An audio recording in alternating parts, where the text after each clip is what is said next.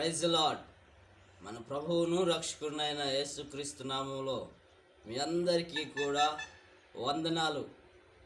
స్నేహితులారా, మీరందరూ కూడా సౌఖ్యంగా ఉండాలని మేము ఎల్లప్పుడూ మీ కొరకు ప్రార్థన చేస్తూ ఉన్నాం. మీరందరూ బాగున్నారని నేను నమ్ముచూ ఉన్నాను. అయితే ఈ యొక్క సమయంలో మనం దేవుని యొక్క మాటలను విందాం. జాగ్రత్తగా వీటిని గమనించవలసిందిగా ప్రభుపేట మనవి చేస్తూ ఉన్నాను. ఎందుకైనా ప్రభువు మాట చాలా అమూల్యమైనటువంటి మాటలు కనుక వీటిని గమనించండి, వినండి, ఆచరించండి, ఆశీర్వాదాలు పొందండి. కనుక ఈ యొక్క సమయంలో ఒకసారిగా చిన్న ప్రశ్న మనము ఒక్కసారిగా వేసుకొని పరీక్షించుకుందాం. ఈ యొక్క అవయవాలన్నీ ఉన్నాయి కదా, ఈ అవయవాలు వీటన్నిటినీ మనము అన్ని విధాలుగా ఉపయోగిస్తున్నప్పుడు ఈ అవయవాలు కానీ ఈ దేహం అంతా కూడా మనకు ఎవరి ద్వారా అనుగ్రహించబడింది? ఈ దేహము ఎవరిది? ఈ దేహము ఎవరికి ఇస్తున్నాం? వేటికి వాడుతూ ఉన్నాం? ఎప్పుడైనా ఆలోచన చేసావా ఈ మాట?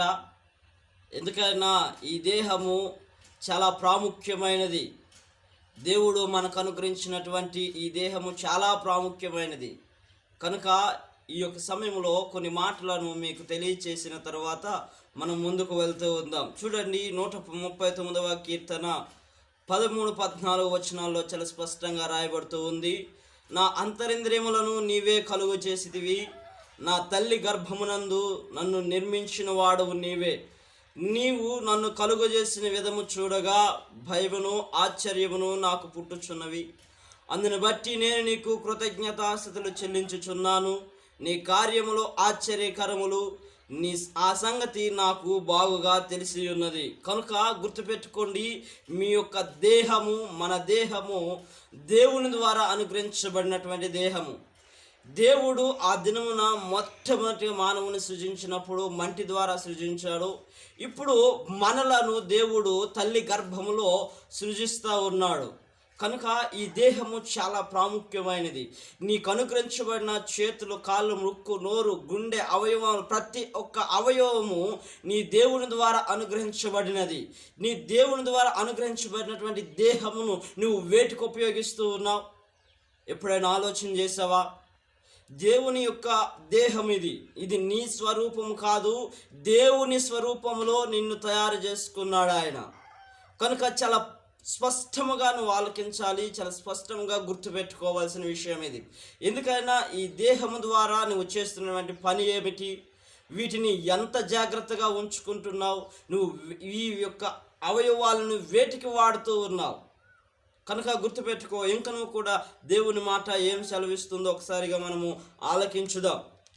ఒకసారిగా చూడండి, మీ యొక్క పరిశుద్ధ గ్రంథములో నుండి కొరింథీయులకు రాసినటువంటి మొదటి పత్రిక 6వ అధ్యాయము 19వ వచనమును చదువుదాం. మీ దేహము దేవుని వలన మీకు అనుగ్రహింపబడినది, మీలో ఉన్న పరిశుద్ధాత్మకు ఆలయమై ఉన్నదని మీరు ఎరుగరా? మీరు మీ సొత్తు కారు, విలువ పెట్టి కొనబడిన వారు గనుక మీ దేహముతో దేవుని మహిమపరచుడి.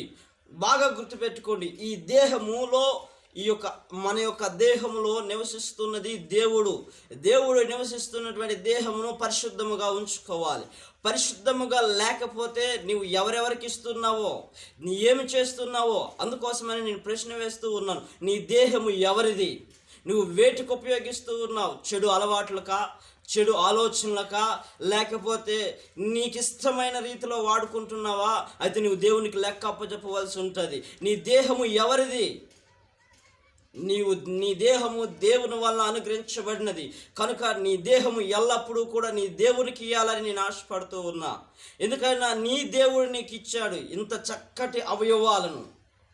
ఈ అవయవాలు సరిలేక చాలామంది ఎన్నో బాధలు పడుతూ ఉన్నారు. నీకైతే దేవుడు మంచి అవయవాలను ఇచ్చాడు.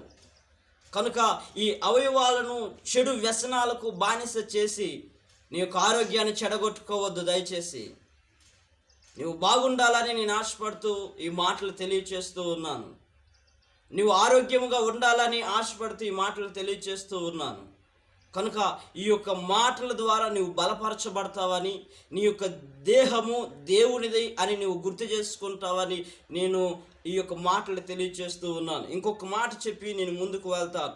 చూడండి, అదే కొరింథీయులకు రాసిన 2వ పత్రిక 5వ అధ్యాయము 10వ వచనంలో చాలా స్పష్టంగా రాయబడుతుంది. ఎందుకనగా తాను జరిగించిన క్రియల చొప్పున అవి మంచివైనను సరే చెడ్డవైనను సరే దేహముతో జరిగించిన వాటి ఫలమును ప్రతివాడు పొందునట్లు మనమందరము క్రీస్తు న్యాయపీఠము ఎదుట ప్రత్యక్షము కావలెను. మన దేహముతో చేస్తున్న ప్రతి పని నిమిత్తము దేవుని ఎదుట మనము ఆ న్యాయపీఠం ఎదుట ప్రత్యక్షం ఉండాలి, ప్రత్యక్షం కావాలి. క్రీస్తు మనకు ఈ దేహమును గూర్చి మనకు తీర్పు తీర్చుతాడు. ఆయన నువ్వు ఎలా దేవుడిచ్చినటువంటి ఈ యొక్క అవయవాలను ఎలా ఉపయోగించావని కనుక గుర్తుపెట్టుకో. ఇక నుండి నీ జీవితంలో నీ చెడు వ్యసనాలకు బానిస కాక నీ యొక్క దేహమును దేవునికి, అప్పుడు నీవు ఆరోగ్యముగా ఉంటావు, నీ ఎముకలకు సత్తువయు నీ యొక్క జీవితం బాగుంటుందని నేను కోరుకుంటూ ఉన్నాను. కనుక ఈ సమయంలో నీ దేహము ఎవరిది? నేనంటాను, నీ దేహము దేవుని ద్వారా అనుగ్రహించబడింది. ఇక నీ దేహమునకు సాతానికి సమయం ఇయ్యక, చెడు అలవాట్లు పుట్టిస్తున్నటువంటి సాతానికి ఇయ్యక నీ దేవుని వైపునకు నీవు తిరగవలసిందిగా ప్రభుపేట మనవి చేస్తూ ఉన్నాను. ఇక నుండి నేను నమ్ముచున్నాను, నీ దేహము దేవునికి నీవు అనుగ్రహించి నీ దేహముతో దేవుణ్ణి మహింపరుస్తున్నావని నేను కోరుకుంటూ, ఈ యొక్క మాటల ద్వారా నీవు బలపరచబడ్డావని, ఇక నుండి మారు మనసు పొంది నీ దేహముతో దేవుణ్ణి మహిమపరిచి ఆత్మలోను నీ దేహముతోను క్రీస్తుని ఆరాధిస్తావని నేను కోరుకుంటూ ఉన్నాను.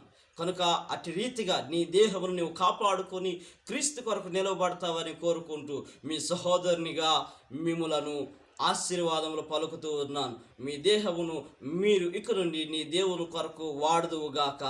ఆమేన్.